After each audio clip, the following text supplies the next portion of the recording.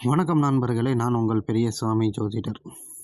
அதாவது எல்லாருக்குமே பேர், புகழ், அதிகாரம், செல்வாக்கு, சமூகத்தில நல்ல ஒரு மதிப்பு, மரியாதையோட வாழணும் அப்படிங்கிற எண்ணம் எல்லாருக்குமே இருக்கும். சரிங்களா? ஆமா, எல்லாருக்குமே இருக்கும். அது யாருக்கு சாத்தியப்படும் அப்படின்னு பார்க்கையில, இதில நெறையா ஜோதிட விதிகள் இருக்குது. அதில ஒரே ஒரு விதிய நான் உங்களுக்கு சொல்றேன். இது நீங்க ஜோதிடம் தெரியாதவர்களுக்கும் கண்டுபிடிக்கிறது ஈஸியா இருக்கும். சரிங்களா? இப்போ உங்களுடைய ராசி எதுன்னு பாருங்க. அதாவது ராசி எதுன்னு பாருங்க.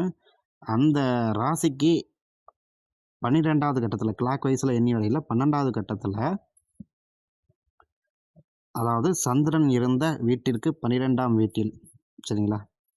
சுக்கிரன், குரு, புதன், இல்ல செவ்வாய், சரிங்களா? இதில ஏதேனும் ஒரு கிரகம், சரிங்களா? சூரியனா, கேது, ராகு இத தவிர ஏதேனும் ஒரு கிரகம் தங்கிருச்சுன்னா, அதாவது இருந்து விட்டால், சரிங்களா?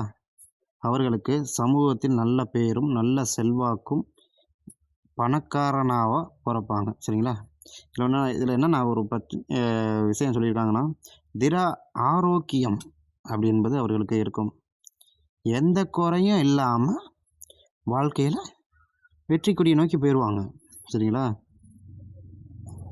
அதாவது சந்திரன் நின்ற வீட்டுக்கு 12ஆம் வீட்டில் சுக்கிரன், குரு, புதன், செவ்வாய், சரிங்களா?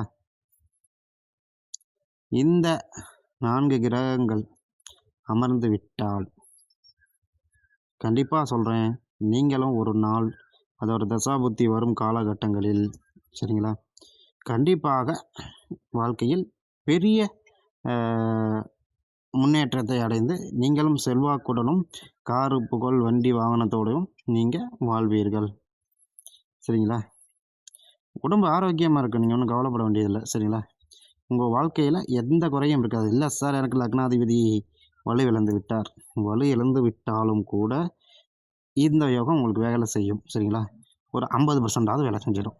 கவலைப்பட வேண்டியதில்ல.